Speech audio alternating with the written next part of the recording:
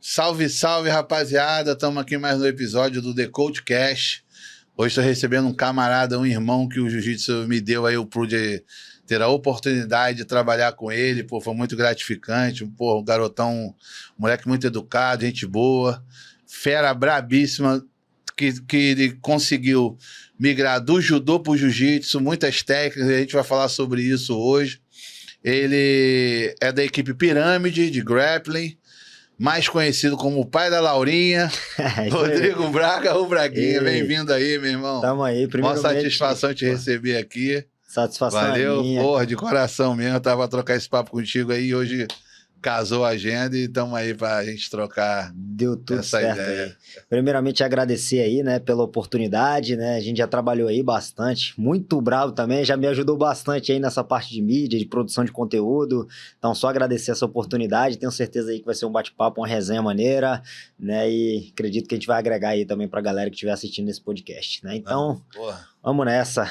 Vamos meter marcha. Daqui a pouco a Laurinha vai assistir, daqui uns anos ela vai assistir esse podcast aí também. Amém. Muita saúde, muita paz pra ela. Amém. Cara, vamos lá, cara. Então vamos começar logo com o pé na porta, né, irmão? A DCC. Esse final de semana aí, já tá se preparando, tá na perca de peso aí.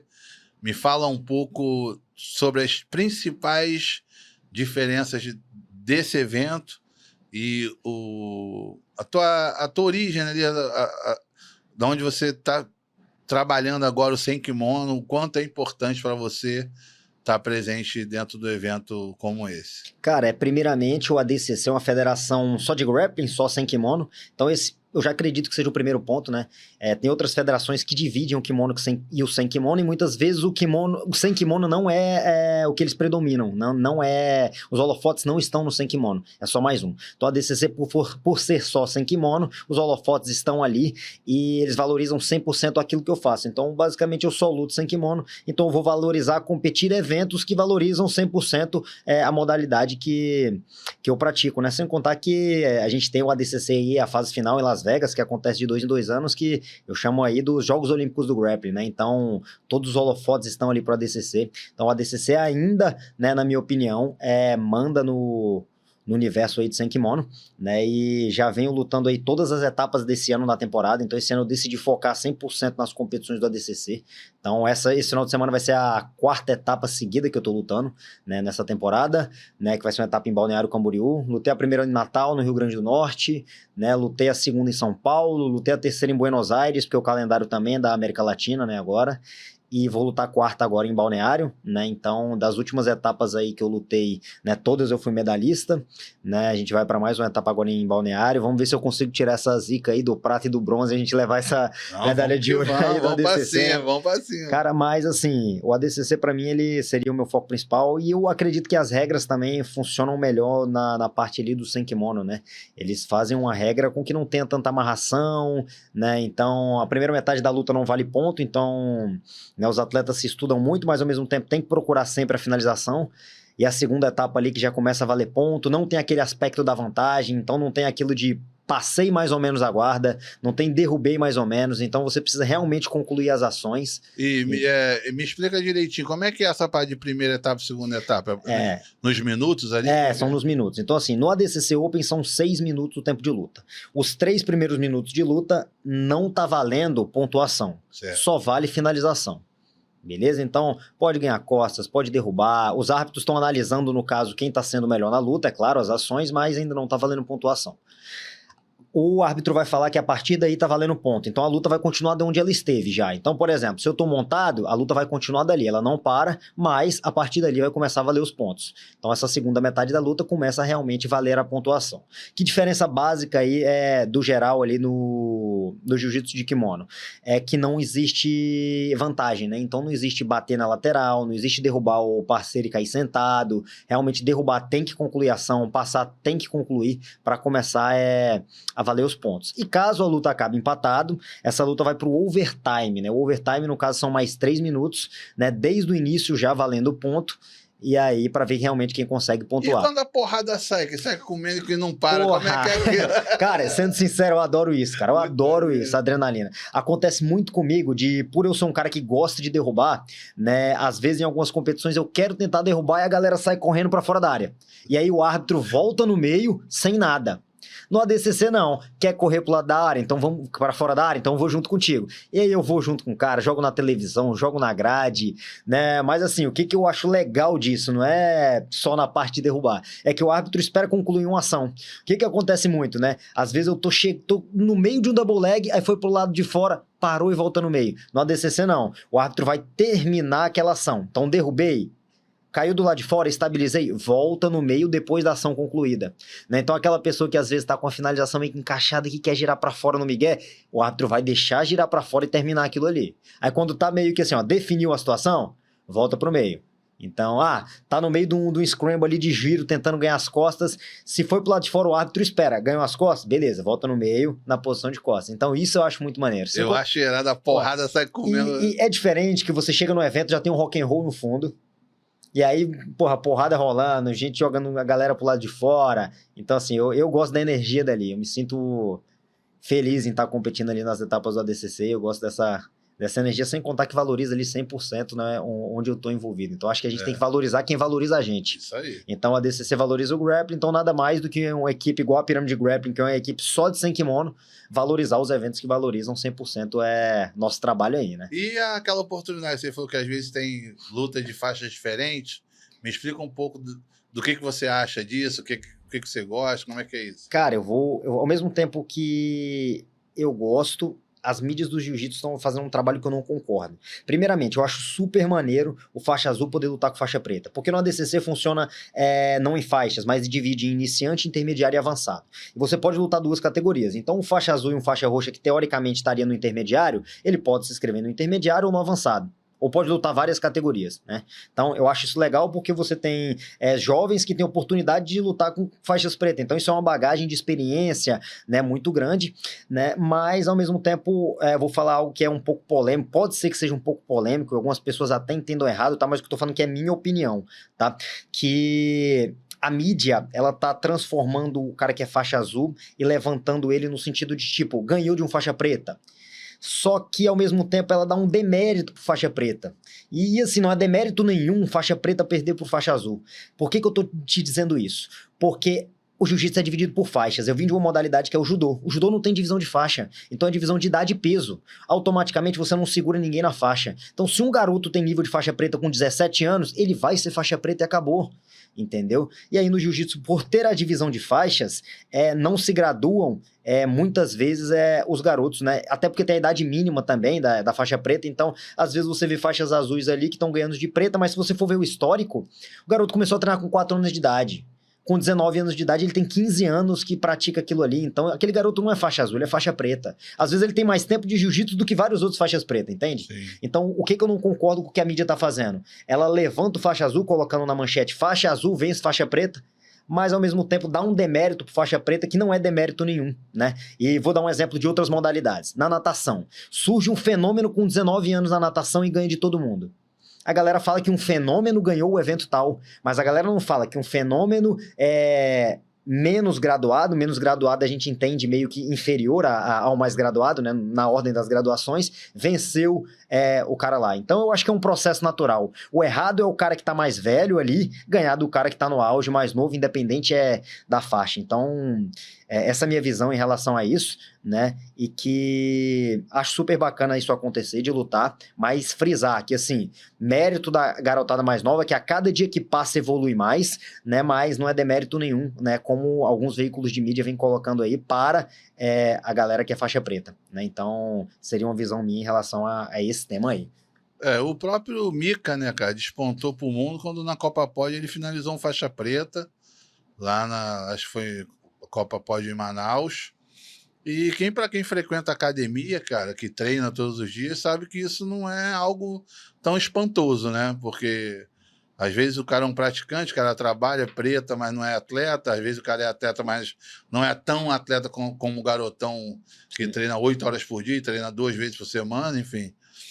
E você tá certo, eu também concordo com essa parada. Eu acho que o mérito tem que ser dado, mas o demérito eu acho que não tem necessidade. Não, exatamente. Aí, assim, Né? o que que eu acho que acontece muito? É chegar e frisar dessa forma, tipo assim, faixa azul, vence, faixa preta, não sei o quê. Cara, é normal, é um garoto novo que tá vencendo um cara que tá ali, que seja mais tempo ou não, mas é o processo natural. A garotada nova chegar e tirar os caras que já estão ali. Eu acho que é o processo comum, é o que tem que acontecer em todas as modalidades esportivas aí no geral, né? E eu concordo não só com uma parte de graduação, mas horas de voo. Horas de voo no sentido de prática. Você pega um garoto, mas o garoto faz 3 treinos durante o dia, por exemplo, né? E aí esse garoto treina desde 3, 4 anos de idade. Eu sou um caso desse, eu comecei o judô com 4 anos de idade.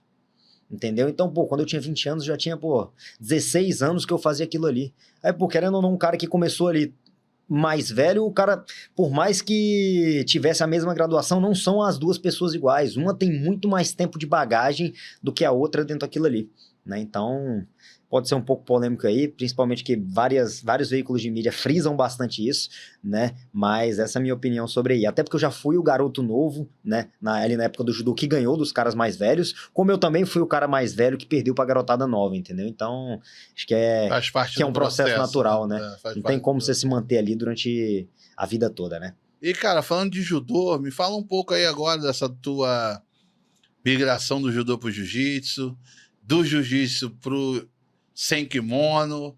Me fala um pouco aí dessa tua, como é que você, Isso, essa tua trajetória aí. isso é uma parada até engraçada, porque eu era o cara que falava do judô, mas falava assim, jiu-jitsu, quero treinar isso não, cara. Pra quê, entendeu? E assim, eu tinha não um preconceito, mas eu não via a necessidade de eu treinar jiu-jitsu. Por mais que o jiu-jitsu auxiliasse bastante no judô, eu tinha meio que um bloqueio ali. E aí, como é que eu fui parar no jiu-jitsu, cara? Tinha um amigo meu que ele ia lutar a Copa Pódium, teve um evento que era Judô Old School, que valia catada de perna e tudo mais na Copa Pódium. E aí ele chegou pra mim, pô, Braguinha, tem como você me ajudar? E aí ele treinava lá na Jeff Team Merck, né? Antes de ir pra Pirâmide, né? Então, dá um salve aí pra Jeff Team Merck, pro Serginho. Serginho, Né? Então, pô. fui atleta ali da Jeff Team Merck. E eu fui lá ajudar ele pra essa competição da Copa Pódio. E ele falou, vamos ficar pro treino de jiu-jitsu? Eu, vamos. Aí eu fiquei, tipo assim, apanhei pra caramba pra galera que tava ali, né? Entendi? Mas beleza. E aí eu depois voltei outra vez pra ajudar ele e fiquei de novo. Aí eu falei, cara, vou fazer o seguinte, vou treinar isso aqui uma vez por semana, 2 vezes no máximo, porque vai me ajudar no chão. O judô, por mais que seja um pouco diferente do jiu-jitsu, mas tem momentos ali que a parte de neuasa, né, que a gente chama a parte de chão, ela é válida. Eu falei, isso aqui pode ser que melhore alguns aspectos no judô. E eu comecei a ir algumas vezes. E aí o que acontece? Pandemia. Beleza, pandemia chegou, as competições de judô pararam e as de jiu-jitsu voltaram antes. Né? Então eu lembro até, a primeira competição de jiu-jitsu que eu competi na vida foi na CBJJ1, sul-americano. Logo no início, acho que foi a primeira competição quando voltou assim a pandemia, né, aqui no Rio. E aí, porra, eu tava treinando judô normalmente, né, porque a gente treinava lá no Instituto Reação, que é a equipe montada pelo Flávio Canto, eu era atleta do Reação, e aí a gente treinava, mas não ia ter competição de judô, né. E aí eu falei, tá bom, vou competir essa competição de jiu-jitsu, que é bom que eu vou pegando o ritmo para quando voltar as competições de judô. Por mais que sejam modalidades diferentes, aquela adrenalina de entrar igual, né? Então eu falei, vou competir nessa competição de jiu-jitsu. Beleza, cheguei lá, fiz 5 lutas no dia e aí eu fui campeão da competição na faixa azul. Nunca tinha competido de jiu-jitsu, não fazia jiu-jitsu, eu derrubava os caras e o resto fugia da luta. Derrubava e segurava. Aí beleza, deu tudo certo, e aí beleza, eu continuei treinando jiu-jitsu 1 ou 2 vezes na semana, e aí eu competi um Rio Open, aí começou a apertar um pouco mais, que o nível técnico já era maior. Eu lembro que, de novo, eu ganhei algumas lutas, perdi na semifinal, e aí fui terceiro colocado. Aí beleza, show de bola, né? Ainda continuei treinando ali pouco e tudo mais, e aí entrou um período que o judô voltou, então eu não conseguia conciliar os dois ao mesmo tempo, né? Acabou que depois ali, continuando com o judô, voltando às competições de judô, deixei o jiu-jitsu um pouco de lado, né? E chegou um momento que teve um brasileiro da CBJJ. De novo, eu só treinava 2 vezes por semana. Aí eu fui no brasileiro da CBJJ de faixa azul. Fiz 6 lutas e fui terceiro colocado no brasileiro. Só que eu não sabia qual era a dimensão de medalhar no brasileiro, né? Porque assim, a galera do jiu-jitsu é o sonho de muitos medalhar no Campeonato Brasileiro. Sim. Né? Uma competição muito cheia. E eu vi a galera que treinava comigo, tipo, Braguinha, você medalhou no brasileiro da CBJJ, não sei o que. E pra mim, tipo assim, fui competir. Como eu não era inserido dentro do meio do jiu-jitsu, eu não sabia o sentido que tinha muito aquilo ali. Pra mim, o peso, pra mim era só mais um. Inclusive foi no Rio de Janeiro, esse brasileiro. Né? Foi no ano da pandemia, né? Inclusive, pô, máscara no pódio e tudo mais, né? E aí, beleza, aí eu comecei a falar, pô, pode ser que eu melhore nisso aqui, cara. Então agora eu acho que eu vou começar a treinar um pouco mais. Aí depois eu comecei a entender, fui ver as coisas do brasileiro, a repercussão da galera, eu falei, vou treinar mais isso aqui. E aí, automaticamente, depois do brasileiro, já fui graduado pela faixa roxa, né? O Serginho me graduou a faixa roxa, e eu já comecei a competir de faixa roxa, né? Mas aí eu já comecei a estar treinando, basicamente, jiu-jitsu todo dia, e judô e jiu-jitsu todo dia, né? Já estava treinando nesse período, e aí foi um ano que eu decidi encerrar minha carreira do judô. Porque o que acontece? No judô você não consegue treinar, trabalhar ao mesmo tempo. Então eu já tava ficando um cara mais velho, né? E aí eu tenho o meu salário aqui no clube, mas até quando isso aqui vai acontecer? Quando eu começar a perder as competições, não tiver mais saúde, eu vou viver do quê? Beleza, enquanto eu era atleta, eu tinha meu salário, eu tinha meus recursos, a moradia do clube, etc. Mas quando eu parasse de ser atleta, eu não ia ter mais aquilo. E aí começou a aparecer algumas oportunidades de trabalhar em alguns lugares, trabalhar até na metodologia, né, do Flávio Canto. E aí eu encerrei minha carreira, né? E aí continuei dando minhas aulas normal, não treinava mais judô, mas aí o jiu-jitsu eu continuava treinando todo dia. Então o jiu-jitsu acho que supriu uma lacuna, porque assim, quando eu me aposentei do judô eu tinha 26 anos. Então, automaticamente, era uma idade que eu ainda queria muito brigar, mas eu tomei uma decisão, porque o judô são um ciclo olímpico, é 4 em 4 anos, é Olimpíada, é outra parada, não tem uma competição todo mês, né? E aí acabou que realmente eu tava treinando, quando eu fui ver, eu já tava treinando jiu-jitsu todo dia, né? E aí entrei dentro do universo do jiu-jitsu. Né? Então, assim, não foi por querer, eu nunca migrei do judô pro jiu-jitsu. Né? Eu comecei no jiu-jitsu para melhorar o meu judô, acabou que eu encerrei a carreira do judô, e aí quando eu fui ver, eu já tava treinando jiu-jitsu todo dia aí como meio que um lifestyle, né? E aí, de novo, no acaso, como é que entrou o sem kimono? É, isso que eu ia te perguntar. Como é que chegou essa. Como é que tu resolveu ir pro grappling? Ainda não tinha treinado sem kimono, nada. Decidi lutar uma competição sem kimono no Open. Balneário Camboriú Open. Lutei de kimono, apanhei de kimono. Fui lutar sem kimono, fui campeão sem kimono. De novo, derrubando a galera com um golpe de judô. E aí eu ganhei, eu falei, caraca, isso aqui é maneiro. Né? E aí eu iniciei assim, eu falei, agora eu vou treinar isso aqui, porque eu não treino. E aí tinha um amigo meu, que é até um salve pra ele aí, um cara que me ajudou bastante nessa trajetória, que é o Leonardo Lustosa, né? Inclusive, assim, foi atleta da Seleção Brasileira de Wrestling, então a minha iniciação no Gi foi completamente com ele. Não existia um treino lá na GFT Merck, né, na época de manhã, não existia esse treino, e ele criou um treino que só tinha eu e ele pra treinar. Então, o cara, sim, ele que me levou, né, a essa iniciação aí. E aí, quando eu fui ver, eu comecei a competir Gi no Gi ao mesmo tempo, eu falei, cara, eu não quero mais competir de kimono não, vou competir só sem kimono. E aí eu treinava, tomei gosto. E aí assim, a galera até ficava forçando, vai de kimono, eu não, só quero competir sem kimono. Aí o que eu falava, cara, se for pra ter pressão, eu volto pro judô que eu recebia salário. No jiu-jitsu, eu quero sentir isso aqui, eu quero começar algo novo, eu quero que seja uma parada prazerosa pra mim, né? Então não me força nada. E aí, continuei treinando sem kimono, junto com o Lustosa e tudo mais. E aí eu encontrei o Marco Aurélio, como é que migrou pra pirâmide aí, essa parada. Encontrei o Marco Aurélio voltando de uma competição, algum Open aí da vida, eu lembro que eu tinha sido campeão, ele também. E assim, na sala do aeroporto, a gente trocando ideia. Tipo assim, a gente se conheceu ali, ele, perguntou algumas coisas, eu falei que era do judô e tudo mais, aí, ele se interessou pela jornada olímpica e tal, e acabou que a gente conversou ali rapidinho, se conheceu e pronto, beleza, morreu ali. E eu lembro que eu continuei treinando, mas lá na GFT só tinha treino 2 vezes por semana. Certo. Pô, como é que eu vou virar um cara muito duro treinando 2 vezes na semana isso aqui? O resto dos outros treinos era de kimono. Como minha vertente ali era só sem kimono, eu tinha que fazer mais daquilo ali, né? Eu queria se especializar eu quero todo disso aqui. Aí eu lembro que mandei mensagem pro Marco, né? Perguntando se eu poderia treinar lá e tudo mais, e ao mesmo tempo, você vê como é que as coisas conspiram. O judô já estava tendo várias quedas no cenário internacional do grappling ali. Por exemplo, o Meregali derrubou, foi uma técnica de judô ali que ele derrubou, o Pixley derrubou ele, a gente vê o Mika, né, fazendo bastante técnica de Ashiwaza, o Fabrício nessa última luta, fazendo um rapa bosta lá, uma varredura, então cada vez o cenário das técnicas de judô estão mais presentes assim, né. E aí o Marco chegou e falou assim, não, beleza, eu tô precisando também de um professor de judô sem kimono. E aí, automaticamente, eu comecei a treinar já na pirâmide todos os dias. Ainda estava treinando na GFT, né? Pelo período da manhã, treinava todo dia na pirâmide de noite e dava minhas aulas de judô no Gi na sexta-feira. né? E até então eu não era especialista em judô no gi. Por quê? Eu fazia aquilo que na hora da competição eu ia e fazia. Eu não tinha me especializado no sentido de vamos estudar, vamos adaptar na didática, como é que funciona isso aqui, entendeu? Eu só fazia porque era natural, eu treinei judô desde 3 anos de idade, 3 para 4 anos eu iniciei, então assim, eu já tinha mais de 20 anos treinando judô. Aquilo Você ali sabia, mas você não tinha a didática para ensinar. Como é que eu vou fazer outra ali. pessoa? E aí, automaticamente, eu tive que entrar numa imersão, automaticamente treinar bastante wrestling para poder entender, porque por mais que seja técnicas de judô, são adaptações de pegada do wrestling. Então, eu entrei dentro do universo do wrestling para treinar muito wrestling, estudo, vendo outras pessoas que faziam isso a nível internacional, e aí a gente começou um trabalho aí de adaptação. Só que aí, da onde foi minha transição ali, né, da GF Team para Pirâmide, ali concluindo onde eu me estabeleci no grappling. Já estava basicamente treinando todos os dias ali, já dava aula ali, né?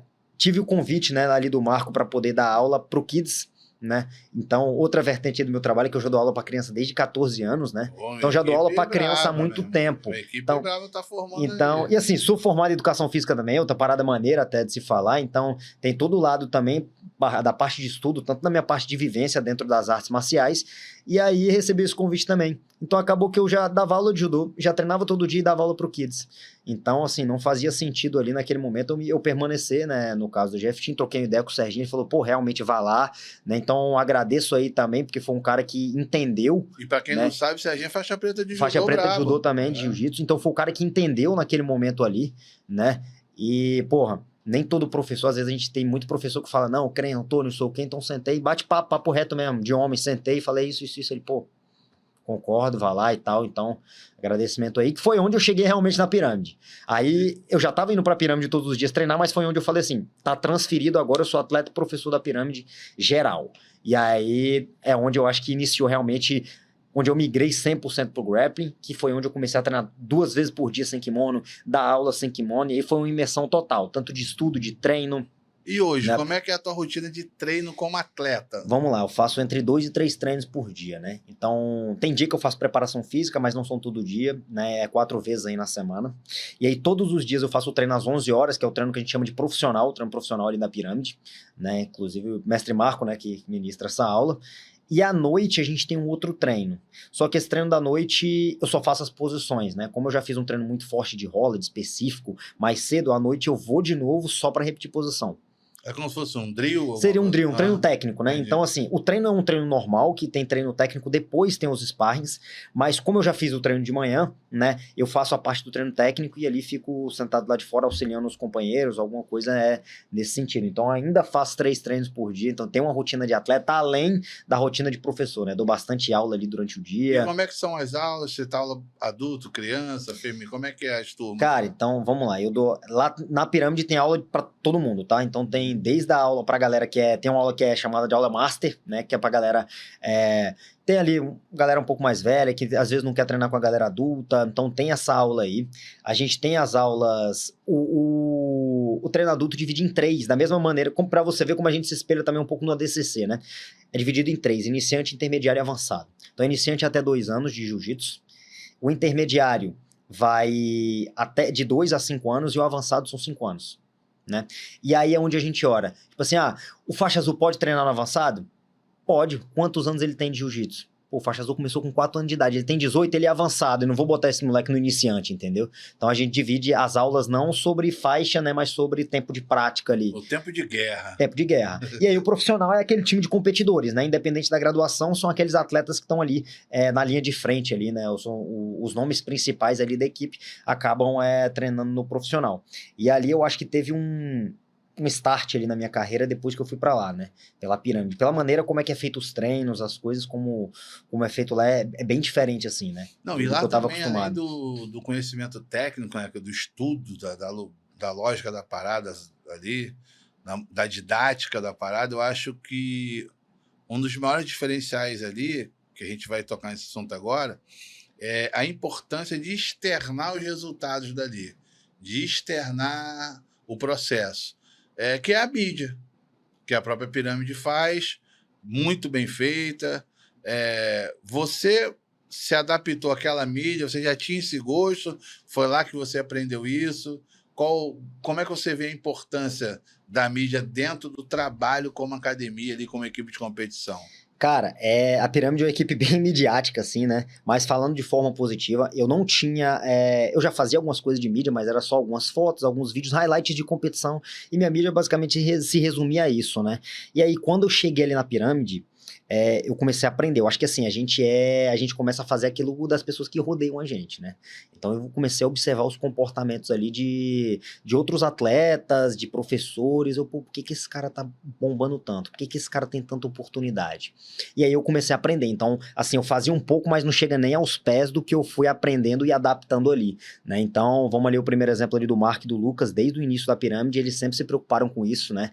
Então tem um canal do YouTube maneiraço que você vai ver, tem vídeo de todos os vlogs, YouTube, treino, posição, e sem contar que o Instagram de cada um, principalmente ali dos principais atletas, se você entrar, tem uma preocupação e um investimento muito grande com mídia, né? Então eu me espelho um pouco no que o Marco faz, um pouco do que o Lucas faz, um pouco do que o Filipinho faz. O Filipinho também, pô, o cara que faz esse trabalho de mídia ali de forma sensacional, né? À toa que tá nos grandes eventos aí, né? Junto com o Marco, são os dois que hoje estão mais na linha de frente nos eventos a nível mundial ali, né? O UFC Fight Pass, Majestic, BJJ Stars, né? Vão competir agora no ADXC também, então são os caras que estão encabeçando ali nos principais eventos, né? E eu entendi que a importância da mídia quando eu cheguei ali, né? A mídia não é algo opcional, né? Então, até me fizeram uma pergunta numa coletiva de imprensa, né? Falando realmente sobre o meu trabalho de mídia, elogiando, e a pergunta foi o seguinte: se eu achava que era muito trabalhoso ter que treinar e fazer mídia ao mesmo tempo. Eu falei, cara, isso faz parte de uma obrigação hoje do atleta, não existe atleta sem mídia. Então, da mesma forma que você precisa treinar, você precisa trabalhar a tua mídia, entendeu? Você não basta ser bom só dentro do tatame, tem que ser bom fora também.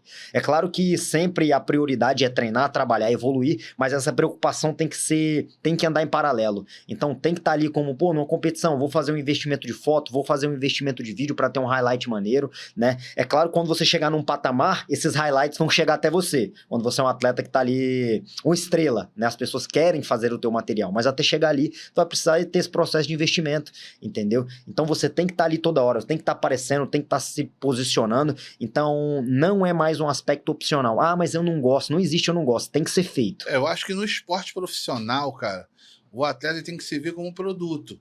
Se você não se vender, se você não mostrar seus resultados, o teu lifestyle, nenhuma marca vai querer agregar, atrelar o nome dela a você. Se você é um doidão de noite, enche de cachaça, vive na vida louca, mas é um puta atleta, mesmo assim os caras não querem isso. A galera entendeu? quer... Tudo você tem que saber se expor ali também, né, cara? Não é... É uma vitrine, cara. É uma vitrine. É uma vitrine. Você e tá a gente ali... tem isso aqui, cara, que é uma oportunidade que a minha geração não viveu. Eu acho que a pior... esse embate da nova geração com a antiga, eu sou um cara que eu me considero privilegiado, que eu consegui entender a transição disso aí. Então, hoje em dia, tem muita gente que acha que é trabalhoso, que é caro e tal, mas é necessário. Mesmo se você não tiver a condição de contratar, faça do próprio celular, planeje, tenha uma rotina, um calendário, que vale muito a pena, mano. Muda a vida de muita gente, essa exposição que a gente faz, e a gente tem total controle. Você não não está sujeito à exposição do que vão falar de você. O que você vai falar é de você, porque você tem total controle da mídia que você está executando ali, fazendo e mostrando aquilo que tu quer. Não, né? E é igual eu falei, não tem negociação, tem que ser feito, tem que ser feito. E é isso que vai trazer oportunidades, né? Hoje não sou eu vou chegar nesse patamar, não sou atleta ainda que eu quero chegar, mas eu já estou tendo várias oportunidades, né? Que seja de patrocinadores, de parcerias, né? De outras coisas, de outros eventos, né? De luta casada me chamando para lutar. Mas isso por quê? Por causa do que eu venho fazendo na mídia. E eu observo o que os atletas que estão nos grandes eventos estão fazendo, né? Então, pô, os caras têm uma preocupação, né? Pô, fazer um vídeo criativo, né? Sim. Faz parte, entendeu? Pensar numa coisa maneira, numa coisa criativa, claro. né? E ir desenvolvendo ideias, cara. Fazer uma parada diferente. Para ter ideia, cara. Ali na pirâmide, pra você ter ideia da preocupação disso, a gente tem um cara que é responsável por isso. Entendeu? Então, o cara, por exemplo, a gente vai viajar para Balneário, ele vai viajar com a gente. Ele vai montar um vlog da viagem. Ó, avião, a gente tá indo, competição. Você vai entrar lá, inclusive, a galera que tiver interesse, pode entrar aí no YouTube também, no Pirâmide Grappling, vai ver que tem vários vlogs de viagem, a gente perdendo peso. Então, a pessoa que, tipo assim, quer ver como é que são esses caras nos bastidores. Porque uma coisa é um highlight de luta só, mas a gente tenta trazer tudo.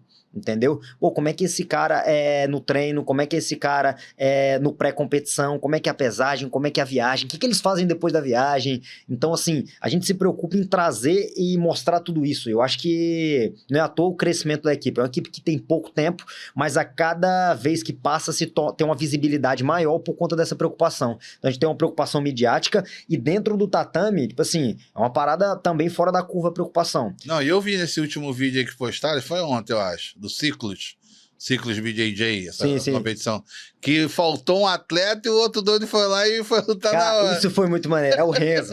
Cara, o Renzo é o cara que, tipo assim, maluco beleza ali da gente, tipo assim, ele foi pro... A gente lutou um dia antes um evento por equipes, né? Teve um evento por equipes no Arnold Classic, o Thunder Fight, né? A gente foi com a equipe da Pirâmide, a gente foi vice-campeão, e aí no outro dia a gente foi pro BJJ Ciclos, então foi um evento na sexta e no sábado a gente já tava em outro lugar, que foi em São José dos Campos, para poder competir.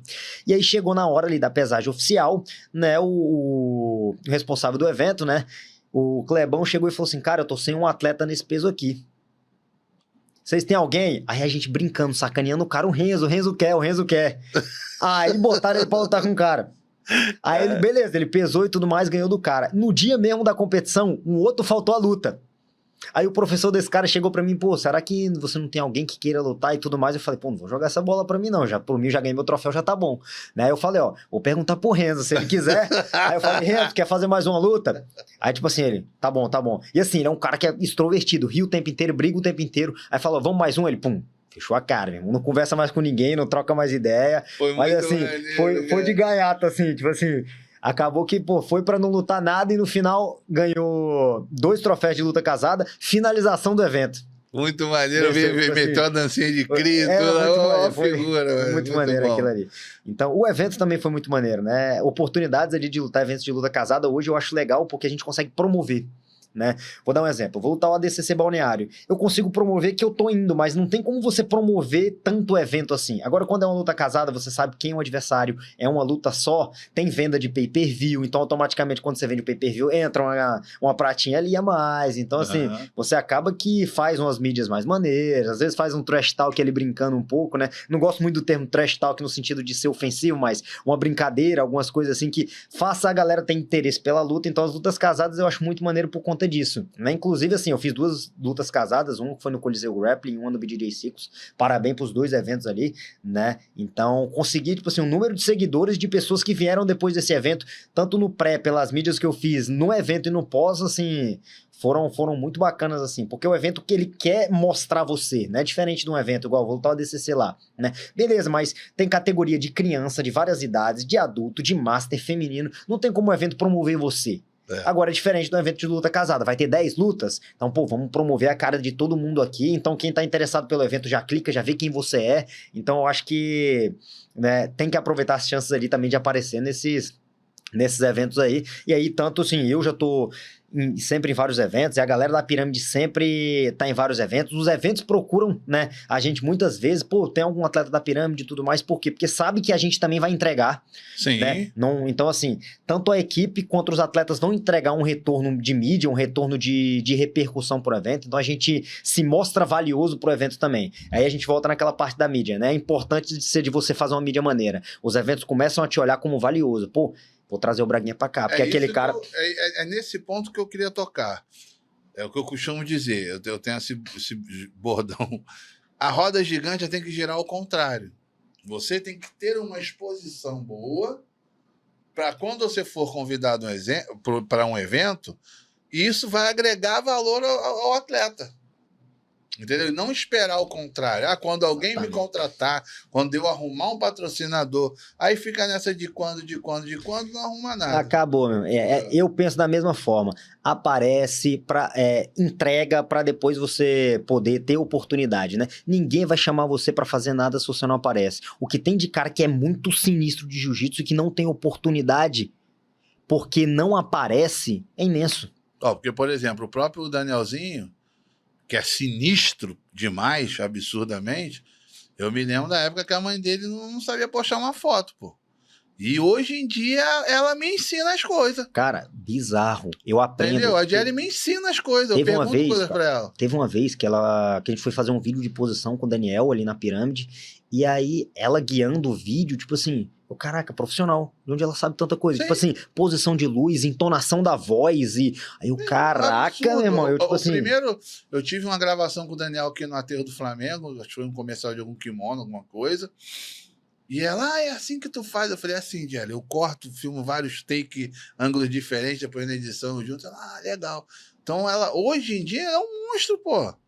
Sabe muito. Além de ter o resultado, sim, óbvio, exatamente. Ela sabe externar aquilo de uma forma muito perfeita. E não é à toa que o garoto hoje no mundo Kids é o principal atleta, o atleta mais visto, né? Oportunidade de eventos, patrocínios e tudo não é à toa, né? O moleque lutou DXC, cara. O moleque 2 etapas, né? Foi campeão do ADCC. Aquela luta ali com o Igor no ADCC foi uma coisa de louco. Entendeu? Parou o evento, as 2 crianças lutar. A dimensão daquilo. Então, assim... Mas explora bem mediaticamente falando. Perfeito. Né? E uma outra coisa, assim, fazem muito bem o trabalho de mídia, mas o trabalho dos bastidores de quantidade de treino, de levar a sério também, de fisioterapeuta, nutricionista, treino, tatame, né? Eu dou aula lá no projeto, né, do Danielzinho, lá na academia deles também. Uma vez por semana eu vou pra lá pra dar aula de sem kimono. Mesquita, né? Lá em Mesquita. Eu vou lá uma vez por semana, né, nas quintas-feiras, à tarde, e assim... A galera treina duro, entendeu? A galera com a cultura de que ninguém tá ali pra ficar brincando, pra treinar. E aí entra junto com um pouco de cultura que eu gosto, que é a cultura da pirâmide, né? Que é uma parada que acontece muito em muita academia que eu já fui. Isso me incomoda. Que o professor chega, mostra a posição, e aí, de repente, os caras que são... Os exemplos estão, 2 param pra conversar, o outro tá botando esparadrapo no canto. E aí o que acontece? O moleque que é faixa azul, um moleque mais novo, que entrou na academia agora, começa a olhar aquilo ali e ele começa a achar aquilo ali normal. E polui. Vou dar um exemplo. Se eu tô num treino que eu olho 2 pararam, 2 pararam, 2 pararam, daqui a pouco eu tô me vendo, eu parei também. Porque é uma parada que polui. E aí, onde que eu entro dentro da parte da pirâmide e lá ali do Danielzinho? Cara, você mostra a posição ali, Marco mostra a posição no treino. Ninguém fala nada. Acabou, silêncio. Repete a posição. Quando alguém para, a galera já olha tipo assim, pô, por que tu parou? A cultura do ambiente. Só para quando fala, galera, volta aqui no meio, para mostrar a próxima. Então, desde o início, o trabalho é com seriedade. E funciona assim, lá no projeto do Daniel. Veja a galerinha ali, eu mostro a posição, a galera tudo assim, ó. Parado. E aí o Daniel vem e pergunta, e se eu fizer isso e aquilo e tal? O moleque interessado volta, faz a posição, chama para tirar dúvida e fica nisso, né? Eu uso esse mesmo padrão no minhas turmas Kids. Se você for olhar minha turma Kids, parece que é adulto treinando. A galera olha, tipo assim... O que tá acontecendo aqui? Mas não é que seja ruim pra criança, não. Mas é porque a gente criou uma cultura que é assim que funciona. Sim. Quem chegar é assim que funciona. E aí, assim, pra mim, isso... O que eu vejo acontecendo em várias academias, de o professor mostrar a posição e ter os caras que são exemplos de mais graduado parando de fazer, batendo papo, isso ali pra mim acaba sendo até um desrespeito com o professor que tá dando aula, cara. E já pensou em entrar numa sala... Eu sou um professor de uma faculdade, e aí, de repente, tem 2 mexendo no celular, 2 batendo papo e tal... Tipo assim, será que o processo de aprendizado vai acontecer? É quando vai ver, tá todo mundo fazendo uma bagunça. Então, acho que isso é uma das características principais que eu vejo, né? Tanto dentro da pirâmide quanto no projeto do Daniel, né? É essa seriedade da galera querer aprender da cultura, mas eu acho que isso também é um comportamento puxado pelos líderes, né? Os líderes têm que, tipo, formar uma galera mais ou menos assim, né? Esse final de semana eu tava em Saquarema, né? E fiz a cobertura exclusiva lá do tratorzinho lá. Porra, moleque muito bravo, moleque muito bravo. Lutou com faixa azul lá, ganhou. Muito bravo. E tava representando a pirâmide. Me fala um pouquinho quem foi que... Pô, o Braguinha me adotou, não sei o quê. Pô, aquele moleque, assim, eu costumo falar que eles são meus filhos ali, né? Então tem um carinho muito grande por cada uma daquelas crianças ali, né? Então, como são crianças competidoras, pô, eu levo muito a sério o trabalho com elas, não só dentro do tatame, mas fora, tá tudo bem, né? São crianças que estão todo dia ali comigo. Nossos treinos, por exemplo, não são 2 vezes na semana, é todo santo dia essa equipe de competidores. Então, tipo, o Tratorzinho chegou ali, chegou no ano passado, né? Mas assim, foi um garoto que já chegou somando muito. né? Um garoto que já chegou querendo treinar todo dia, perguntando, já competindo, vestindo a camisa. Então, resultado dele aí é só fruto do trabalho que ele vem colhendo, né? É um garoto que, por ele já ser grandão ali, ele já treina alguns treinos adultos também, né? Então, assim, tá evoluindo bastante. Eu tenho várias crianças ali, né? A gente tem o Theo, por exemplo. O Theo no ano passado, foi segundo colocado geral no ranking do ADCC. Né? Então, acho que nem lembro quantas medalhas ao todo teve assim no ano, mas, tipo assim, um garoto também, pô, muito brabo ali. A gente tem uma menininha também, né, a Madu, que chegou agora com a gente também, muito braba também, luta de kimono, sem kimono, né, a Madu é de Maricaca. E faz o esforço de vir pra lá pra treinar com a gente. A gente tem vários garotos assim. Isso não tem preço. Não tem o Enzo, né? O Enzo Pietro, né? O Ice Blue, luta até com cabelo azul também, que vem de longe pra treinar com a gente, né? Tem o outro garoto agora, o Bernardinho também, né? Que é uma tropa. O Bernardo, inclusive, tipo assim, ele é... acho que sobrinho do Bruno Malfacini, legal. É legal, assim. E assim, ele treina lá com a gente também, um garoto muito duro, evoluindo bastante. Assim, não vou conseguir falar de todo mundo, assim, mas tem alguns nomes ali que vem despontando ali no cenário, né, de competições, mas ao mesmo tempo é um amor pela aquela criançada ali. Eu tenho criança que, pô, eu vi ela treinando no primeiro dia, eu olho, hoje ela rolando, caraca, pô, a criança tá saindo na porrada, tipo assim... 1 mês, 2 meses atrás, essa criança não sabia andar no tatame. Não, então, eu gosto de trabalhar com esse público assim. Eu fico impressionado com as crianças, porque, tipo assim, a gratidão de uma criança ela é real. O evento que eu tava lá com o tratorzinho atrasou 3 horas, irmão. Caraca. 3 horas. Ele ia lutar 4 da tarde, porque até 7 da noite lá esperando ele lutar. Aí ele ganhou, beleza, aquela festa toda, vídeo e tal. Aí ele chegou perto de mim e falou, pô, obrigado, por ter ficado. Porque aquilo era importante para ele, entendeu? Era um desafio para ele tá com faixa azul, tá representando o teu nome ali, a pirâmide, tá ali. E, porra, isso aí, a pureza da criança para mim, só tem tamanho, é a criança. E, pô, foi surreal. Agora, cara, vamos tentar falar da tua origem, tá de onde, como é que apareceu aí... a luta na tua vida, como tu veio pro Rio, como é que é isso? Cara, vamos lá. Eu sou nascido em Brasília, cara. Não sou aqui do Rio, né? Mas eu saí de Brasília novo por conta do judô. O judô é um pouco mais profissional, um pouco não, ele é mais profissional do que o jiu-jitsu. O judô é um esporte de clubes, né? Então você treina em academias, mas querendo ou não, para chegar no outro nível você tem que ir para clubes. Então de 15 para 16 anos ali de idade eu fui morar em São Paulo. Né? Então, vou tentar ser mais rápido, porque a história é muito longa. Mas eu fui morar em São Paulo, já com 15, 16 anos, e fiquei ali na capital. Depois eu fui pro interior de São Paulo, em Bauru, mais ou menos... E tu ia mudando por causa dos clubes. Por causa dos clubes, isso, né? Então, é como se fosse futebol. Você é contratado, você muda de clube. Então, eu fiquei mais ou menos 5, 6 anos, assim, em São Paulo, que foi ali da minha categoria de base, né? Época que, pô, tentava na seleção brasileira de base, etc, né? Então, dali, eu voltei para Brasília, fiquei 1 ano, que foi minha transição da categoria de juniores pro adulto, né? E logo depois desse 1 ano que eu voltei para Brasília, eu me classifiquei para uma seletiva olímpica. Só que você classificar para uma seletiva olímpica por Brasília é algo assim, caraca, poucos atletas conseguem fazer isso. Na seletiva olímpica tem muito atleta do Rio, São Paulo, né, Rio Grande do Sul, né, e aí que são atletas dos grandes clubes. Então eu tinha saído de um grande clube, que na época era o César São Paulo, e eu tinha voltado para Brasília por conta dessa transição de júnior para adulto. E aí acabou que eu consegui me classificar para a seletiva olímpica, e logo após a seletiva olímpica eu tive a oportunidade de vir para o Reação. Né, o Reação que é a equipe do Flávio Canto, né? Então aí foi quando eu fui contratado, vamos dizer assim, que quando eu era no Brasília, eu jogava em um time, e aí aqui eu fui contratado pelo time, hoje seria da primeira divisão ali. Entre os principais times ali dentro do Brasil, foi quando eu cheguei no Reação, né? A gente tem 4 principais clubes no Brasil, assim, de judô, né? Que basicamente é Reação, Pinheiros, Minas e Sojipa. A gente tem outros grandes clubes, mas no geral esses 4 são os clubes que predominam, assim, o cenário, e aí eu consegui ter a oportunidade de ser contratado por um clube desses, né? E aí foi quando chegou minha vinda pro Rio. Né? E aí foi todo o processo das competições, fiz seletivas olímpicas pelo Reação, né? Tive oportunidades em relação à seleção brasileira, tudo dentro aqui do Rio. Então minha parada no Rio foi basicamente por conta do fator do atleta de judô. Né? Inclusive eu nem planejava ficar no Rio. Meu planejamento era encerrei minha carreira do judô, voltou para Brasília. Só que aí encerrei minha carreira do judô, acabou que tinha oportunidades de trabalho, assim, comecei a dar aula em colégios, né? Colégio privado, comecei a trabalhar na metodologia Flávio Canto. Quando eu fui ver, eu já estava recebendo uma grana. Eu falei, não vou voltar para Brasília para recomeçar, não. Mas ainda não tinha planos de ficar.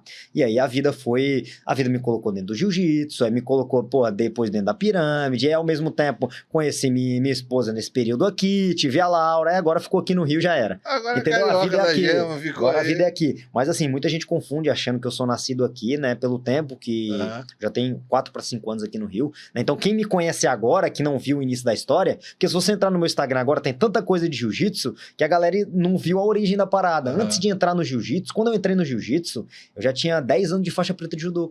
Caraca. Eu entrei no jiu-jitsu mesmo, eu tinha 26 anos. Eu peguei a faixa preta de judô com 16.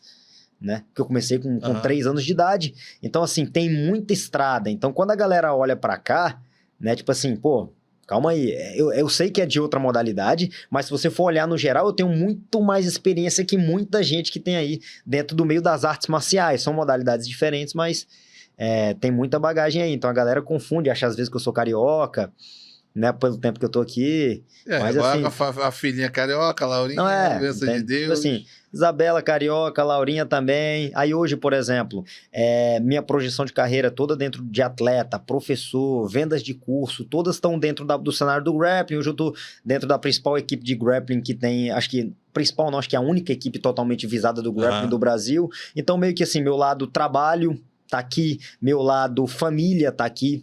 Né, meu lado atleta, que é aquele objetivo pessoal, também tá aqui. Então hoje não... E o teu lado empreendedor? Me fala um pouco aí do judô, dos crias, do aplicativo, dos seus cursos. Maneiro. Me fala um pouco disso aí. Cara, foi aquilo que você tinha até tocado no assunto antes.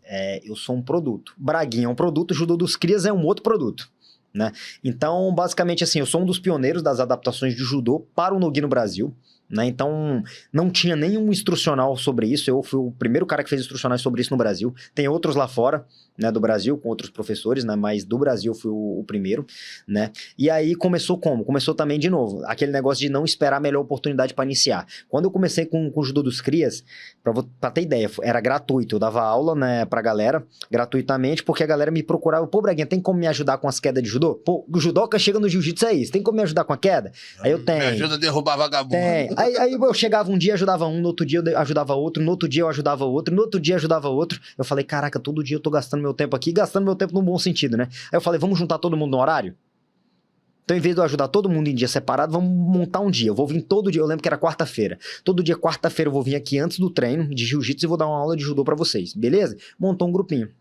E aí, um determinado dia, né, uma das meninas que tava ali comigo, até Juliana, né, o nome dela, Juliana e Maiara, as duas estão até nos Estados Unidos agora, né, então um abraço pra elas também. Elas chegaram pra mim e falaram assim, sensei, amanhã vai ter o judozinho dos crias? Porque, tipo assim, eu sou de Brasília, não tem esse termo cria em Brasília. Cria é um termo carioca, né? Entendeu? E aí a galera, crias. Aí eu falei assim, tá bom. E aí, no final, ficou o judô dos crias por conta de uma parada que as meninas que são cariocas falou, porque era o judô daquela galera que tava ali. Aí virou o judô dos crias e começou daí. Gostei do nome, achei um nome diferente, falei, vamos tocar. E aí eu criei um Instagram, porque assim, já tava... O Braguinha é um produto, o judô dos crias é outro. E eu comecei a fazer vários vídeos de técnicas, ensinando e tudo mais, na época só de kimono. Aí eu, se eu colocar isso só no perfil do Braguinha aqui, daqui a pouco ninguém sabe quem eu sou mais. Eu sou só um cara que ensina posição. Aí eu falei, não pode, isso aqui, Braguinha é uma pessoa, pode até ter vídeos do judô dos crias aqui, mas tem minha parte família, tem minha parte pessoal, minha parte atleta. Aí eu criei o Instagram do judô dos crias nessa época, que era só pra postar posição. Tanto que você vai ver lá, só tem posição. Não tem outra coisa a não ser parte de queda ensinando ou alguma foto falando sobre. E aí eu iniciei com um instrucional. Como é que era o meu instrucional no início? Eu não conhecia aplicativo nenhum. Eu falei, galera, eu vou criar um grupo no WhatsApp.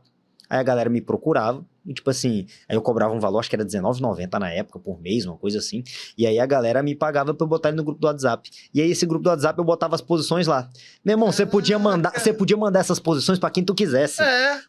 Mas assim, eu não conhecia, como é que eu vou bloquear isso aqui? Eu não sabia a parada. Tipo, não assim, tinha tecnologia. Eu não tinha. Aí depois eu descobri que o YouTube tinha vídeo não listado. Que o vídeo fica no YouTube, mas se você compartilhar o link, que é do WhatsApp, todo mundo vai ver. Mas até então, beleza, tinha uma galera que tava pagando ali e tudo mais, era uma pratinha que entrava, mas não era algo muito profissional. Aí, de novo, quando você começa a observar o que as galeras fazem, eu fui pra Pirâmide e eu vi que tinha uma parada chamada Pirâmide TV. Né? Aí na Pirâmide TV era um aplicativo, né? Tem vários aplicativos que você sobe vídeo de curso hoje, né? E eu vi que eles usavam um aplicativo, eu falei, caraca, é isso aqui. Aí, pum. Aí eu reformulei tudo que tinha no WhatsApp, falei pra galera, vou montar um aplicativo, peço paciência, porque agora eu vou ter que subir todos os vídeos novamente. E a galera entrou e aí começou a plataforma do Judô dos Crias. Que maneiro, cara. E aí eu fui começando a entender como é que funcionava, mudei a cara da plataforma e tudo mais. E o que é a plataforma do Judô dos Crias? Nada mais é do que tudo que acontece nas minhas aulas. Então hoje já tem mais de 400 aulas gravadas só falando sobre técnica de derrubar.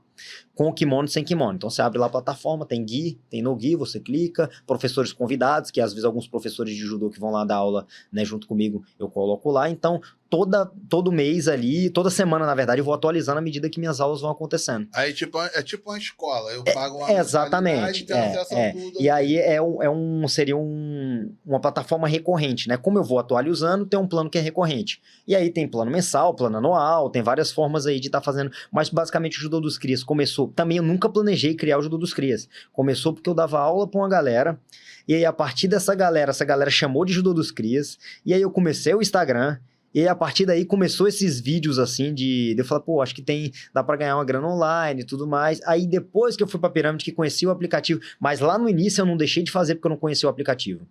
Eu falei, meu irmão, qual é o jeito que eu sei fazer isso aqui? É um grupo do WhatsApp, botar o vídeo aqui e é isso aqui. Então é aquela parada, começou com ideia embrionária. Agora, se eu tivesse esperado para ser o momento perfeito para começar a ideia, nunca teria acontecido. Então eu comecei lá atrás e fui melhorando. Teve até uma trend, né, no Instagram, que fala assim, primeiro você começa, depois você melhora.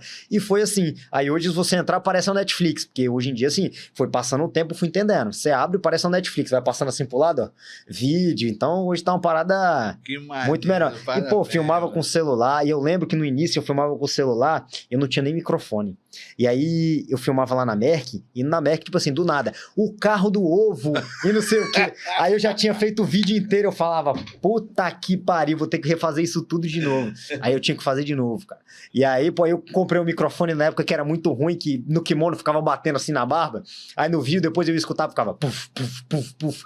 Aí o cara, hoje não, hoje eu tenho um microfone, hoje tenho um tripé, hoje faço parada com a câmera maneira. Hoje, assim, foi melhorando a entrega. Mas, pô, eu comecei lá atrás e, tipo assim, aí a galera mandava mensagem assim pra mim. Até hoje a galera que... Porque tem alguns vídeos desses que estão lá ainda, né, na plataforma. Aí a galera fala, pô, Braguinha, esses primeiros vídeos aqui tão ruim o áudio. Eu, pô, se eu for te contar a história disso aí... Então tem muita coisa... Tentar entender o áudio faz parte do curso, irmão. E aí, automaticamente, surgiu a oportunidade de gravar com a BJJ Protec, né? A BJJ Protec hoje seria a maior plataforma de instrucionais, né, falando sobre jiu-jitsu do Brasil, né? Então hoje eu já tenho 5 instrucionais da BJJ Protec, né, gravei o primeiro, a gente conseguiu, tipo, estourar, que foi um curso que, tipo, vendeu bastante, né, e aí logo depois eu tive a oportunidade de gravar vários, vou inclusive agora nessa mesma viagem para Balneário, né, eu peso na sexta-feira em Balneário, mas na sexta-feira eu já gravo um curso, eu peso sexta e durante a sexta-feira eu gravo... Né, o instrucional também, então vai ter um instrucional meu. É uma cidade lá próxima, é Gaspar, né? Então é uma cidade ali que é 40 minutos de Balneário Camboriú. Então eu desço ali em Navegantes, no aeroporto, vou pra lá, gravo o curso, né? Pega 5, 6 horas gravando direto, né? Gravo o curso, gravo os criativos, né? Que na verdade hoje em dia é que a galera às vezes pensa, né? A galera que vende curso. Não é só sobre o curso, você tem que ter algo que chame a atenção. Se eu chegar assim, fala galera, eu tenho um instrucional aqui falando sobre isso, não vende, cara. Tem que chamar atenção. Meu primeiro instrucional, eu falava de técnicas de varredura. Eu abri o vídeo com a vassoura. Tipo assim, diga onde você vai, que eu vou varrendo. Aí, tipo assim, aí depois começava eu derrubando a galera, fazendo várias bandas, aí que eu falava sobre instrucional. Mas foi aquele início ali, aqueles 5, 6 segundos primeiro que chamou a atenção. Aí o cara, pô, vou ver esse maluco aqui até o final. Assim, o que esse maluco tá aprontando aqui? Tu aprendeu a jogar o jogo. Exatamente, é o criativo, cara. Entendeu? O que chama atenção, quando você bota um anúncio de um patrocinado de alguma coisa pra chamar atenção pro instrucional, o que chama atenção é o criativo. Entendeu? Como é que você faz a pessoa parar pra prestar atenção naquilo ali que tu tá fazendo? Entendeu? Já viu aqueles vídeos que o cara tá falando alguma coisa, em cima tá acontecendo uma parada totalmente aleatória e tu fica olhando? Aí daqui a pouco tu parou e ficou o vídeo inteiro, 1 minuto e pouco assistindo por causa dessa parada. Então no final é o que chama atenção. E aí eu entendi dentro disso, então acabou que é uma troca, né? Toda empresa que faz instrucional, pra você gravar outra instrucional tem que ter um retorno. Então se eu gravei um primeiro instrucional e eu não vender, pô, pra que eu vou gravar um segundo com esse cara? Entendeu? Então hoje eu já tenho 5 cursos lá, vou gravar o 6º agora, né? Tem curso de kimono, curso sem kimono, e lá é uma vertente diferente da minha plataforma. Lá são cursos fechados, né? Então não tem atualização. Então o acesso lá é vitalício. Fez a compra do curso e tal, acesso vitalício, né? Então tem três cursos, né, de judô pro no-gi, o quarto eu vou gravar agora, né? E tem 2 cursos de kimono, um que é o manual do judô e um que é o manual do judô pro jiu-jitsu. Então a galera que quiser entrar também no site da BJJ Protect, tem bastante instrucional lá. Tudo que quiser saber ali sobre judô, cara, vai ter ali. Pô, que né? irado, mano. E, pô, continuo sempre estudando, aprendendo, treino bastante wrestling ali na pirâmide, né, com o professor Wilgner também, né, então vou aprendendo, a cada aula eu vou colocando um novo, então assim, sempre tem coisa nova vindo aí, sempre vai ter instrucional novo, Pô, né, parabéns, que foi um outro meio de, tipo assim, pô, como é que eu vou viver da luta, né, como é que eu vou fazer, quais são as formas de eu fazer isso aqui? Beleza, eu tenho a forma de ser professor, beleza, professor da academia e tudo mais. Hoje eu tenho bastante aluno de aula particular, né, também por causa de um trabalho de mídia, né, eu posto lá que, pô, aula particular com fulano de tal, aula particular com fulano de tal, mostro o vídeo e tal, então muita gente me procura para, pô, seminário, consultoria, aula particular, mas por conta do trabalho de mídia, se eu fosse um cara que não fizesse isso, não ia chegar até mim. Então a vertente do trabalho tem como ser professor, mas o que na verdade eu penso como instrucional? O que eu posso fazer para ganhar algum recurso que não esteja consumindo minhas horas? Porque da aula, eu tenho um número de aulas que eu posso dar por dia. Entendeu? Uhum. Então, vamos botar que eu tenho 2, 3 treinos por dia. Aí tem um tempo que vai dormir, vai comer. Eu não tenho o dia inteiro para dar aula, sem contar o desgaste. E aí, pô, é uma sensação muito bacana você acordar de manhã, tipo assim, caraca, vendi um instrucional. Dei uma aula, tava dormindo. Então a galera, às vezes, que tem propriedade, a galera que sabe sobre um tema, é algo que tem que abordar, entendeu? Tem que fazer teu instrucional, estamos na época digital, né? É uma outra forma de você monetizar também. Então, existem formas de monetizar tanto quanto... beleza, eu como atleta ganhando as competições e eventos com dinheiro é uma forma, outra forma ser professor, outra forma é os instrucionais, né? Mas basicamente se você for analisar tudo tá ligado a você como um produto. E aí você tem vertentes diferentes, né, do produto. Uma pergunta que eu queria fazer pessoal, assim, né? Por exemplo, se eu chegar, eu sou teu aluno, lá, tu me treina e tal, fala, mestrão, comprei esse curso aqui, aprendi tal posição aqui, isso tá certo? Tira alguma dúvida? Você se sente bem com isso? Você não gosta? Você acha isso viável? É uma nova linguagem, tá aí, tem que ser debatida, tem que ser discutida. Cara, vamos lá. Como é que você se comporta quando chega isso até você? Vamos lá. Eu acho os instrucionais são úteis principalmente por evolução. Pô, tem um cara que é especialista em tal coisa, como é que eu vou aprender aquilo ali? Aí eu busco o instrucional para melhorar. O que eu não concordo, né? Do cara achar que o jiu-jitsu é só instrucional. Não. Uhum. O cara tem que ir pra academia, o cara tem que treinar, né? E o instrucional eu acho muito útil para pessoas que já têm o quê? Domínio de algo. Então, por exemplo, beleza, eu tenho domínio, eu sou faixa preta de judô. Se eu compro algum instrucional relacionado a judô, eu bato o olho e falo, beleza, isso. Eu consigo aprender. Agora, eu já assimilo fácil. Por quê? Porque eu já tenho anos de vivência que eu consigo assimilar aquilo ali. O que eu não concordo? Tipo assim, o cara que, tipo assim, tá iniciando na parada... E ele tá querendo correr, ele tem que caminhar ainda, meu amigo. Então tem que ir pra aula normal, tem que aprender o que o professor tá fazendo na aula, entendeu? O instrucional é um a mais, né? Então o instrucional, tanto pro menos graduado, pro mais graduado, show de bola, você quer aprender. Mas assim, você tem que pensar que você precisa manter as aulas ali, aquilo ali que vai te ensinar realmente a essência do judô, do jiu-jitsu. O instrucional são recursos que vão melhorar teu jogo. Né? Então, beleza, se o cara chega pra mim, olha a posição desse instrucional, eu vou ver e tal, posso até tirar dúvida, desde que não seja dentro do contexto da aula. Se o cara chegar na aula e falar isso pra mim, eu falo assim, não é essa posição, a posição do dia é essa, repete aquilo que foi planejado, né? Não existe isso aí, né? Então, acho que tem que ser bem dessa forma, né? Tem que ser dosado. Tem que ser dosado. Vou dar um exemplo. Tem várias coisas das minhas aulas que eu aprendi instrucionais de outros atletas. O cara é especialista em uma posição tal. Eu vou comprar o instrucional do cara, eu vou aprender. Eu tô querendo aprender sobre tal coisa. Eu vou aprender com quem? Eu vou buscar um cara que é especialista naquilo ali. Entendeu? Então, beleza, o cara eu quero ser especialista em jiu-jitsu sem kimono. Eu vou buscar onde? No Brasil, um conteúdo em português, tem a Pirâmide TV, tem um monte de vídeo lá. Vou comprar o instrucional dos caras, eu vou aprender ali. E o que eu vejo que muita gente atualmente tá acontecendo? Muitos professores adquirem meus instrucionais. Porque às vezes o professor não consegue saber de tudo. Mas como é que ele vai ensinar os alunos dele? Então ele acaba comprando instrucionais de outros professores, aprendendo e repassando para os alunos também.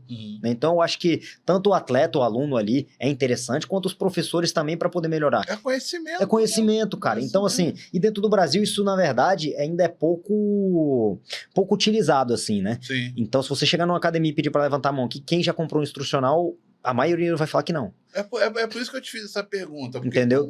É um produto que tão consumido e ao mesmo tempo parece que, meu irmão, tô errado, não vou falar pro meu médico que eu tô fazendo isso. Entendeu? Não, exatamente, porque a galera tem um bloqueio de tipo assim, eu acho errado, né? Aquele professor que fala assim, eu sou detentor de todo conhecimento, você vai aprender só comigo e tudo mais. Não, cara, pelo contrário, se seu aluno tem condição de pagar uma aula particular com um cara que é bom em outra posição, vai lá, paga. Se teu aluno tem condição de comprar um instrucional para aprender, e eu acho que isso tem que acontecer, é conhecimento. Tanto o professor tem que fazer isso para ele ter mais conhecimento, porque ninguém tem todo o conhecimento. E outra coisa, o jiu-jitsu, o judô se atualiza, então você precisa aprender coisas novas para poder passar nas suas aulas, como seu aluno também tem, total direito, né? Busca de conhecimento. É a mesma coisa, eu tô na faculdade, aí eu só vou poder aprender o que o professor me mostrou na sala de aula. Eu tô interessado, eu não posso comprar um outro livro que seja sobre o tema, mas que você proíbe alguém de estudar? Não. É a mesma coisa, o cara tá estudando jiu-jitsu. Então você tem que pensar que assim, o jiu-jitsu hoje tá indo pro lado de estudiosos, né? Então, eu sou um cara estudioso, né? Na pirâmide a gente tem vários caras estudiosos. Então, às vezes a gente tá sentado, tem um cara com o celular vendo instrucional de um e eu com o celular vendo instrucional de outro. Entendeu? A gente já cansou de ver um instrucional e vamos testar essa posição e ficar testando no outro e tudo mais para aprender coisa nova. Então, acho que a busca pelo aprendizado tem que acontecer. Então, se você tem um cara muito bom na sua academia sobre tal tema, pergunta. Se você tem um cara que você quer aprender com ele o instrucional, pergunta. Compra o instrucional. Se você quer, quero visitar um seminário, alguma coisa de tal, investe, cara, você vai aprender alguma coisa ali, e não só aprender coisas dentro do jiu-jitsu, mas às vezes fora também, às vezes uma troca de ideia com um professor diferente, em um seminário, né, então dá um estalo aí, então acho que é essencial aí ter esse investimento. Pô, Braguinha, maior satisfação ter trocado essa ideia contigo, cara.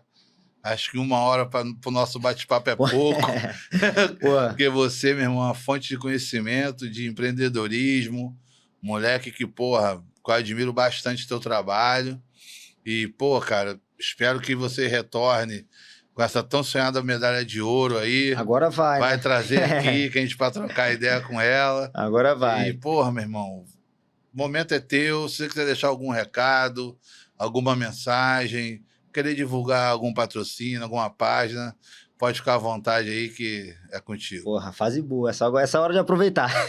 É agora. Mas, primeiramente agradecer aí, né, a oportunidade, então, né, poder falar um pouco, né, da minha história, um pouco dos meus projetos, é muito bom, até porque eu mesmo, às vezes eu não faço essas perguntas para eu mesmo, né, e aí quando eu tenho que falar sobre isso, caraca, tanta coisa já passou, né, então, bate um déjà vu, assim, né, de tudo que aconteceu, então essa oportunidade, assim, engrandece bastante, sem contar a oportunidade de, querendo ou não, algum recorte, algo que, querendo ou não, fale, pode ser que algo que eu falei aqui agregue com algum professor, algum atleta esteja vivenciando alguma coisa e dê um estalar de dedos, como eu já vi vários outros podcasts, até que o próprio podcast que vocês fazem aqui, então eu já vi várias coisas, caraca, faz sentido, né, e aí às vezes um papo reto de um cara ali me agregou, então agradecer a oportunidade de eu estar me apresentando, né, e falando um pouco, tentando agregar aí com a comunidade aí do judô, do jiu-jitsu, no geral, né, e só agradecer também a minha equipe, né, hoje a Pirâmide Grappling, não posso deixar de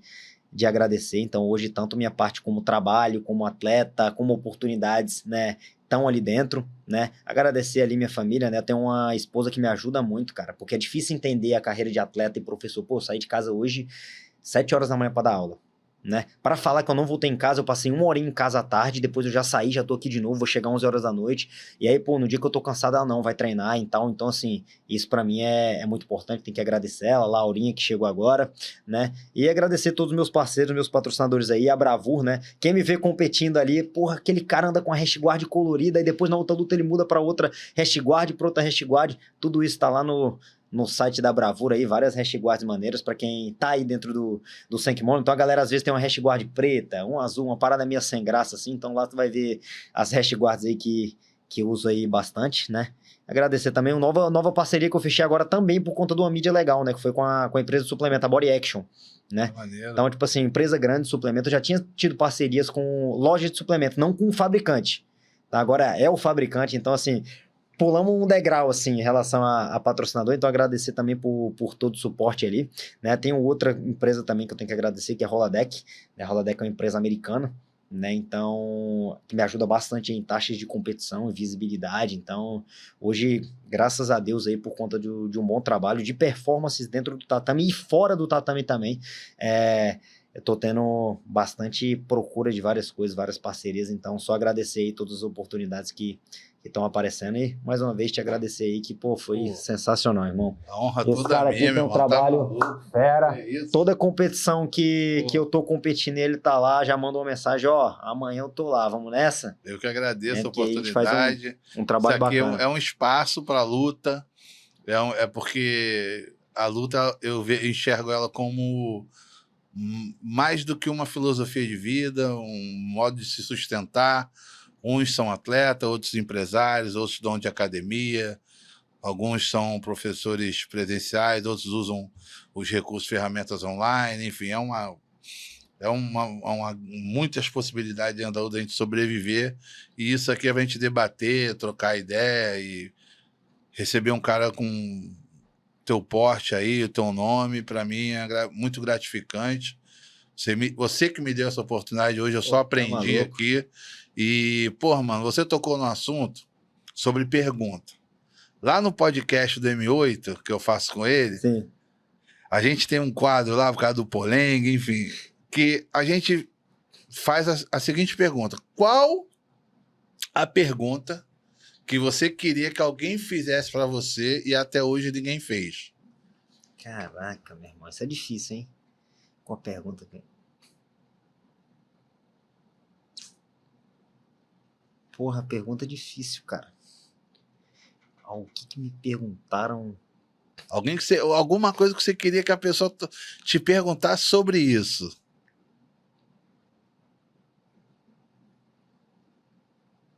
Cara, eu acho que se eu me arrependo de alguma coisa. Ninguém me perguntou sobre isso ainda. Sabe por quê? Porque eu acho que eu tô tão dentro da parada aparecendo toda hora, mas ninguém nunca chegou pra mim, tipo assim, tu se arrepende de ter ido por esse lado? Por que eu falo isso? Porque eu vim do estado que Brasília todo mundo quer passar em concurso público. Então, quando eu escolhi ir pra área da luta assim, foi tipo assim, caraca, o que esse maluco tá fazendo? E ninguém perguntou, tipo assim, se eu me arrependo, entendeu? Então, eu acho que isso talvez seja uma pergunta, tipo assim, você se arrepende da tua trajetória? E aí, Né? você se arrepende da tua trajetória? Fala Cara, pra gente. Eu costumo falar, tipo assim, não me arrependo e, inclusive, lá atrás, quando ninguém acreditava na parada, falava assim, não, isso é loucura, eu continuei ali, mesmo nos trancos e barrancos, aí hoje eu olho pra trás e falo assim, caraca, meu irmão, eu tô exatamente aonde eu queria estar quando eu me perguntava quando eu era moleque. Tipo assim, eu vivenciei exatamente as coisas que eu queria vivenciar dentro da minha trajetória.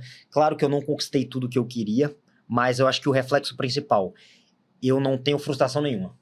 Que eu acho que eu deitar na cabeça no meu travesseiro e falar assim, eu fiz tudo que eu podia para conquistar tal parada. Eu posso não ter conquistado, né, determinadas coisas, mas eu sei que todo o esforço foi para aquilo, né? Então hoje eu poder deitar a cabeça no meu travesseiro e falar assim, caraca, meu irmão, eu tô feliz porque, tipo assim, eu fiz tudo que eu podia ter feito para chegar até aqui. Algumas coisas eu não conquistei, outras eu vou conquistar, mas, tipo assim, não me arrependo de nada e, tipo assim, se fosse voltar lá atrás, faria de novo. Tipo assim, teve momentos que passei necessidade, passei perrengue e passaria as mesmas coisas de novo, que eu acho que foi isso que moldou até nossa chegada aqui, que eu acho que por isso que talvez eu me considere um ótimo professor, não só dentro do tatame, mas guiando essa criançada, ou, tipo assim, ter algumas ideias que eu acredito que, de certa forma, tem alguma sabedoria para agregar com a galera aí no geral.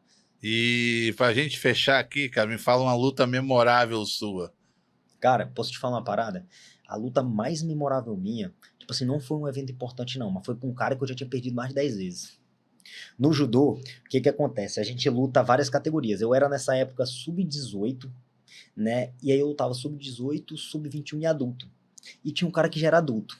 E aí só que eu era um moleque de 16 anos e toda vez que eu lutava no adulto, esse cara me batia. Então, tipo assim, eu já ia lutar com ele, já paguei em competição com esse cara do judô. Os highlights mais bonitos de queda que tinha, o cara me dava.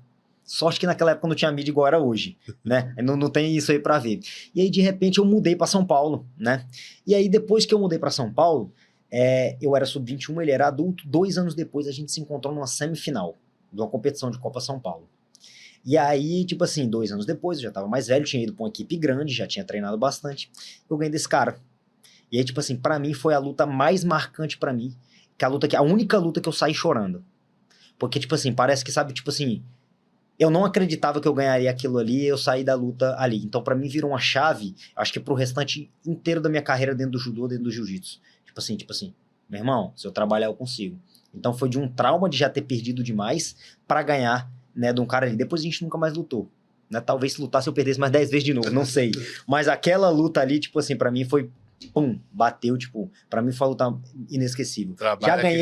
Já ganhei vários outros caras muito duros, né, no judô, no jiu-jitsu, mas pra mim, já ganhei seletivas, tipo, de seleção brasileira, etc, mas se você for falar pra mim, qual que você lembra, tipo assim, dos detalhes, da parada mais marcante, foi essa.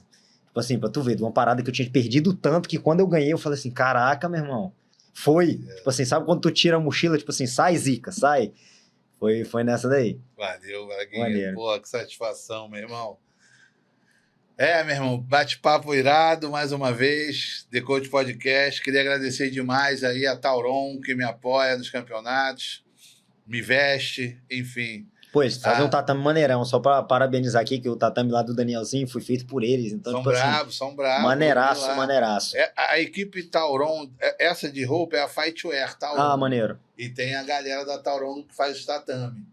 Mas a galera da Fightwear, ali na Santa Clara e Copacabana, vende as roupas iradas, e eles que me proporcionam essa uniformização dentro dos campeonatos. Pô, maneiro. E me dá uma identidade visual que é para você ser reconhecido dos campeonatos, né?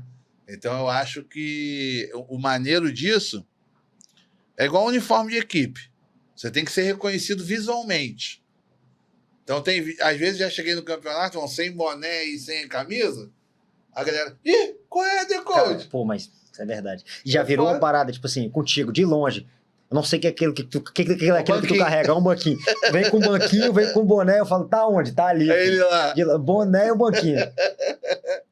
Pô, muito maneiro. E queria agradecer aqui a Betamax, o estúdio que acredita nesse projeto, há muito tempo me apoia. Obrigado, Fabinho, obrigado, equipe aí, rapaziada Betamax. Vamos que vamos. Pô, estúdio maneiraço. Já tô aguardando o próximo, hein? Vamos que vamos, rapaziada. Tamo junto. Ei.